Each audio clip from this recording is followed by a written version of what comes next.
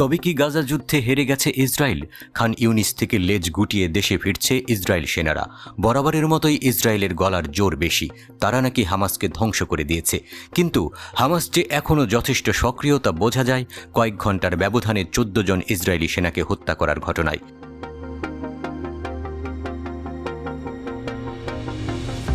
কৌশলগত কারণে দক্ষিণ গাজা থেকে সেনা প্রত্যাহার করছে ইসরায়েল। খান ইউনিসে 4 মাস যুদ্ধের পর এই সেনা প্রত্যাহার নতুন যুদ্ধবিরতি আলোচনার সাথে মিলে যায়। তেল আবিব বলেছে, ক্লান্ত ও অসুস্থ সেনাদের বিশ্রাম দেয়া এবং সুস্থ করার লক্ষ্যে এই পদক্ষেপ নেওয়া হয়েছে, যাতে ভবিষ্যৎ আক্রমণের জন্য এসব সেনাকে প্রস্তুত করা যায়। ইসরায়েলের দাবি, কৌশলগত কারণে দক্ষিণ গাজা থেকে তার সমস্ত স্থলসৈন্য প্রত্যাহার করছে। তবে উপত্যকাটির অন্য অঞ্চলগুলোতে তাদের উল্লেখযোগ্য সংখ্যক সেনা কর্মকাণ্ড চালিয়ে যাবে বলে জানিয়েছে তারা। এক বিবৃতিতে ইসরায়েল সামরিক বাহিনী আইডিএফ জানায়, আইডিএফ 98 কমান্ডো ডিভিশন খান ইউনিসে নিজেদের মিশন শেষ করেছে। এ বাহিনীর গাজা ছেড়ে যাওয়ার উদ্দেশ্য ভবিষ্যতে অভিযানের জন্য প্রস্তুত ও পুনরুদ্ধার করা।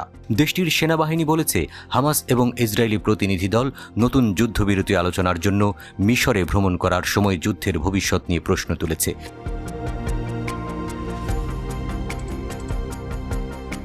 একজন সেনা কর্মকর্তা ইসরায়েলের দৈনিক হারেজকে জানিয়েছে, আমাদের খান ইউনিসে থাকার দরকার নেই। 98তম ডিভিশন হামাসের খান ইউনিস ব্রিগেডকে ভেঙে দিয়েছে এবং হাজার হাজার সদস্যকে হত্যা করে। আমরা সেখানে যা যা করা সম্ভব করেছি।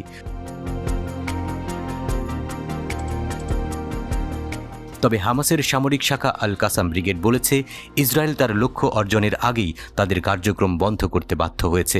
আল কাসাম ব্রিগেড ইসরায়েলের দাবি খারিজ করে দিয়েছে। হামাস বলেছে, গাজা যুদ্ধে প্রতিরোধ বাহিনী সবসময় দখলদার সেনাদেরকে অবাক করেছে। শহর থেকে বাস্তুচ্যুত ফিলিস্তিনিরা এখন তাদের বাড়িতে ফিরে যেতে সক্ষম হতে পারে, ইসরায়েলি সেনাবাহিনী জানিয়েছে। কিন্তু খান ইউনিস থেকে সেনা প্রত্যাহার হলেও দক্ষিণ গাজার রাফাহ শহরে দীর্ঘ ও হুমকিপূর্ণ অনুপ্রবেশ বিলম্বিত হবে কিনা সেটি স্পষ্ট হয়নি, কেননা ইসরায়েল শুরু থেকেই হামাসকে নির্মূলের কথা বলে আসছে। ইসরায়েল রবিবার নিশ্চিত করেছে যে তারা নতুন যুদ্ধবিরতি আলোচনায় অংশ নিতে একটি প্রতিনিধি দল পাঠাবে। ইসরায়েলি মিডিয়া জানিয়েছে, দেশটির প্রতিনিধি দল মোসাদ এবং শিনবেটের প্রধানরা অন্তর্ভুক্ত ছিল এবং তারা একটি বর্ধিত ম্যান্ডেট নিয়ে কাজ করছে। ইসরায়েলি প্রধানমন্ত্রী বেনিয়ামিন নেতানিয়াহু গাজায় তার বাহিনীর আচরণ এবং মানবিক পরিস্থিতি নিয়ে ক্রমবর্ধমান আন্তর্জাতিক চাপের মধ্যে রয়েছেন।